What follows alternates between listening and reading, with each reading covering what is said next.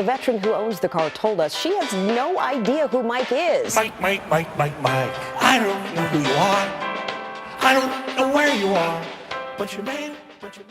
And it's an immense honor to be here, including definitely with Dr. West, who is an influence on me. And one of the major reasons that he's an influence on me is because of that synthesis and the ability to hold multiple truths. That we have to have some sense of a capacity here to do something with democracy, and then also not lie and deceive ourselves about what we are and what capitalism is and what empire is.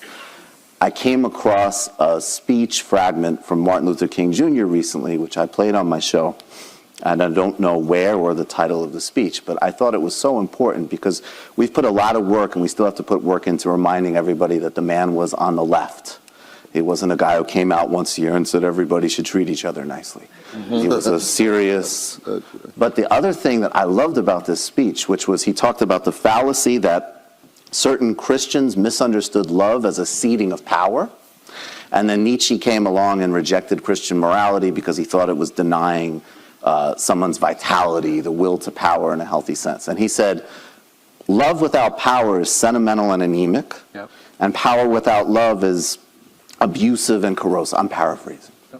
And that was when I saw it, I thought, well, here, okay, we know the left-wing Dr. King. Well, here's the Machiavellian Dr. King, and I love it. I want the left to have Machiavelli so that we can have the strategy, the ruthlessness, the clarity to actually win these battles and be ruthless with institutions. And then I want us to learn how to be really kind to each other, welcoming of a broad set, and actually have a movement that has the capacity to do that. That's why the cancel stuff is relevant, that Katie brought up, because it's a stand-in for this eliminationism of other humans, which is neoliberalism enacted. And it's also a contradiction from when we get utopian. It's beautiful. We're the people who sit around and we say, why don't we have a world where there's no prisons? Okay. That's a radical fucking statement. That's a real thing, and we should take it seriously. But then, on the other hand, oh, well, these people could never be part of our coalition because they made a mistake or said something. Like, it's a contradiction in what we're enacting. So, exactly. What I get that I hope is in the realm of answering your question. This is also why and this is my most Mike from PA take. This is also why I love veterans. I love active duty personnel. I love veterans. I want as many of them to join our movement as possible. Not to make their enacting of Empire Abroad is okay. It's because they have military skills. They have broader prestige in society. You may not agree with the way that we hump the flag or salute our troops. You may think it's funny and loser shit, and it is. But there has never been a left-wing movement that won anything without having a significant fraction of the military. Why did the Russian Revolution work? Because they had military members who were what? Conscripts, who were rebelling against the draft, rebelling against World War I. Peace, land, bread. That was the Soviet chant. Peace, land, bread. That's what they said. Very simple. Similarly, you know, this very performative shit. This is one of the differences I have with Bad and Panada. You know, Bad and Panada lives in Argentina, and he's talking about America in a acerbic way, and he's attacking America's empire. And I get it. Makes sense to me. But if you are an American, copying what Bad and Panada is saying about veterans is dumb as fuck.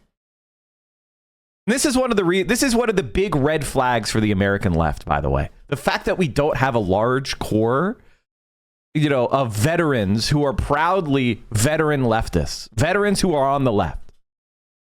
We need more of those people. That's a sign of victory is approaching. The fact that the right has such a huge advantage talking to veterans is a huge fucking L. Just recently, it was South Korea. Those that have finished their service came together to talk down the armed forces blocking the parliament building. They didn't just talk them down. They beat them up.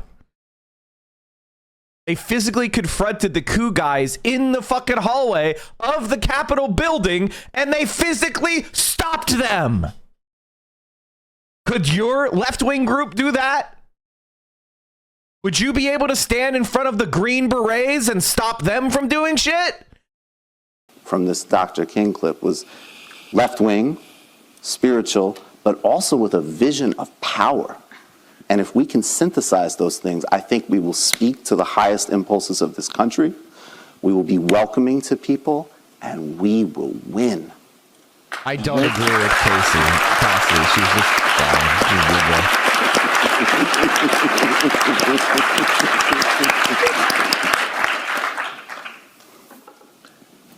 Know when to hold them, when to fold them. I know you got more questions on there. I fully agree. I could. Moving beyond the era of protest. And what I mean by that is protesting in the street is great, but you have to understand that it's a media play. It's for attention. It's for media attention. And at a certain point, you know, you're not really engaging with politics in a serious way by just holding up a sign.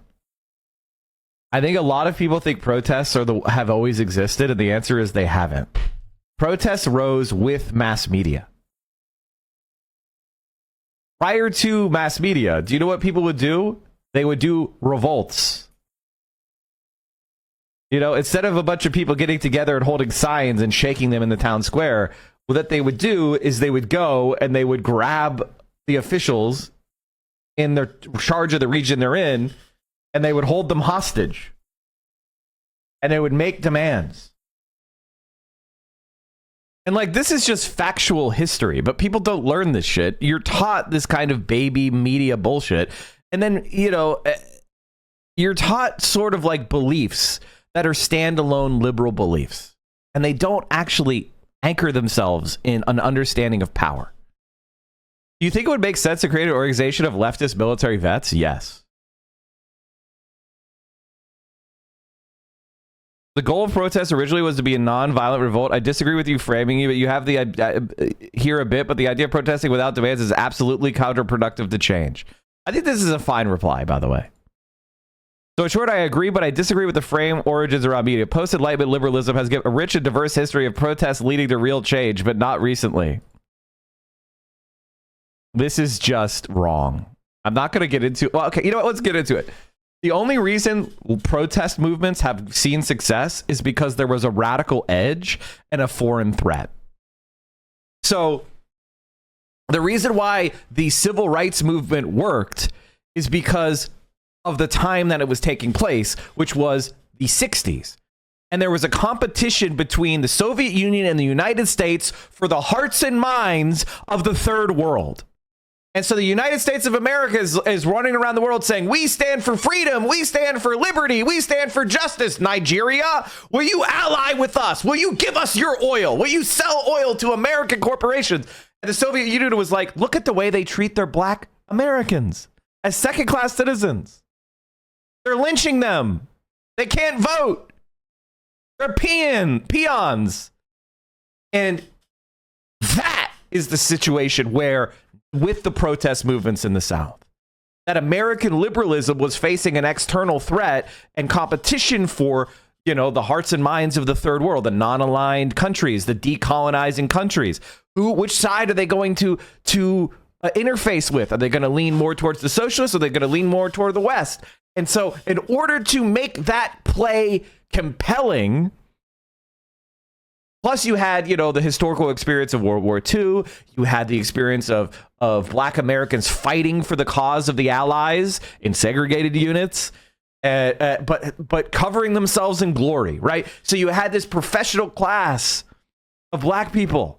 You had all that context is what led to the civil rights movement working. And in America, the civil rights movement had a lot of really radical, violent leftists. You had Weather Underground, you had Black Panthers, you had Malcolm X, you had a whole sharp edge, you had riots, you had sharp edges of resistance, a simmering era of threat of actual revolutionary potential.